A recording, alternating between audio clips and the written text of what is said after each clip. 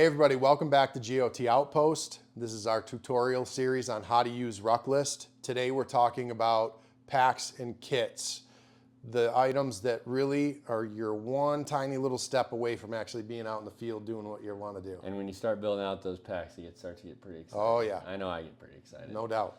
So we want to make it as simple for you guys as possible. That's why we broke it out into kits and packs. So what this is supposed to do is make the process of actually packing a little bit simpler. So you can have, honestly, you can customize it to however you want. But in all reality, like for me, for example, I'll have my bino harness kit, my first aid kit, my water filtration kit, my food kit. And then in those individual kits, those will stay the same. And I know that those aren't going to change. So anytime I go on a trip, I can take all that gear in that kit and then build out my pack. Right. Instead of individually inputting every piece of gear. Absolutely. And then you can obviously edit and change that kit as time progresses if you change out gear or anything like that. What that does is it makes sure that no items are missed, which God knows I've been in the woods many times and been like, oh darn, I forgot this. Also makes it so that you don't double down on things, whether it be a jet boil or tents or who knows what. It could be anything, but it just prevents you from carrying extra stuff, and life is grand when everything is just perfect. And that's why we're here today. Yeah. Because we have had all of those experiences. Oh my God. Of packing too much, packing not, or forgetting items. Yeah. And that's why we're here, is because we're trying to make it as efficient as possible for people to get outdoors safely and comfortably. And one of the biggest features in this is the active packing checklist in the app. So when you build out your trip, you can label it for Colorado 2025 elk hunting. And then once you're actually actively packing for that trip, you can go into each of your kits and packs and actively check it off item by item. And once you have it checked off, you know for certain that it is in that pack and you don't have to second guess yourself. No more missing gear, no more. How many times you've been on the side of the trail or the back of the pickup truck or your living room and you're like, oh my God, did I pack that? I know it's handwritten on my, my old school notepad and I wrote it, but did I actually put it in there? This way you click that button, it's in your pickup truck, it's in your camper, it's in your backpack, it's in whatever vehicle it is that gets you out on this adventure, whether you're backpacking, hunting, fishing, family camping, it doesn't matter. If that button's clicked, you know you have it. Yep, and one nice part too is you will see an active progress bar. So as you are actively packing, it will show the percentage of how much you have packed. And once you hit 100%, you're fully packed and ready to go. So we're going to dive into that feature and give you guys a walkthrough on how it actually functions. And we look forward to seeing you guys there. Hey everyone, welcome back to the tutorial of how to use RuckList. In the first part, we showed you how to enter all of your gear into your gear garage. In this segment, we are going to show you how to create a pack and a trip. So your gear is stored in your gear garage. Then now we're going to create a pack. So we're going to go down to the bottom tab and you're going to click on kits. You're going to go to the top and you're going to add a pack. In this case, we're just going to call it test. Test. Kit pack description, test. This is where you would enter what the adventure will be. Now you're going to scroll down, you're going to enter a picture. We'll take one out of our photo library. Nothing but the best, GOT Outpost. Click done. There is your pack. Hit save. Now that pack is actually saved in your packs. And you can create as many as you'd like for as many different adventures as you could possibly imagine. Okay, our next step is to actually build a trip. We've entered our gear in our gear garage. We've built a pack. Now it's time for some fun stuff. Let's build a trip. On the bottom right, you're going to click trips.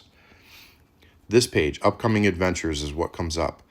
We are going to be creating a new adventure, which is where it's highlighted new adventure.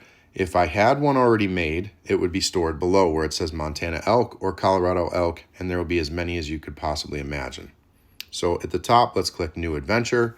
This page comes up. This is where we're going to enter all of the details on our trip.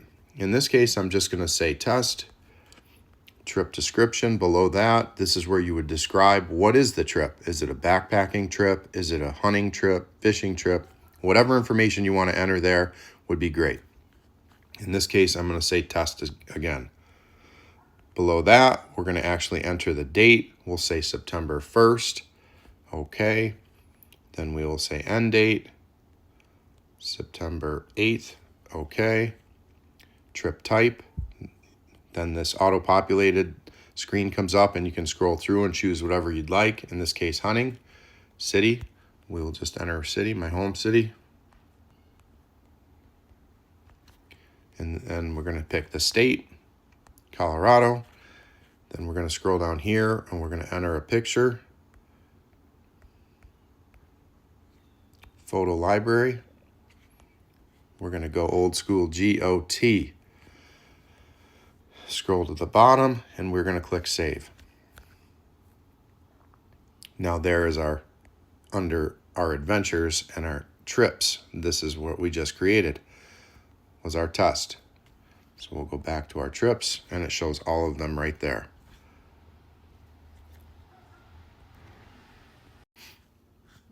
Okay, you can see that we're in our trips page now. This is where all of your trips will be stored. At the top of our list, you can see where it says GOT and test. That's the one we just created. We're going to click on that because our next step is to actually add a pack to our trip. So from here, adventure detail is what pops up. We're going to scroll to the bottom and we are actually going to add a pack that we've created earlier to actually put with our trip. So I'm going to scroll through these. These are all of the packs that I've created. You can see that I've done some tests and I actually have one that says Colorado Archery Elk. So I'm going to click on that, go to the bottom and say add selected items. So now it takes me back to my trip page and you can see at the top where it has an active packing bar and I'm 0% packed. So I will scroll to the bottom. It gives all the details that we created earlier and shows the pack at the very bottom and it says 0% packed. So I will click on that. Now this page comes up. These are all of the items that are actually in that pack that we've created for the trip. So as I am sitting in my living room with all of my gear laid out and I'm putting them into my backpack, and let's say my Jetboil comes up, I click Jetboil.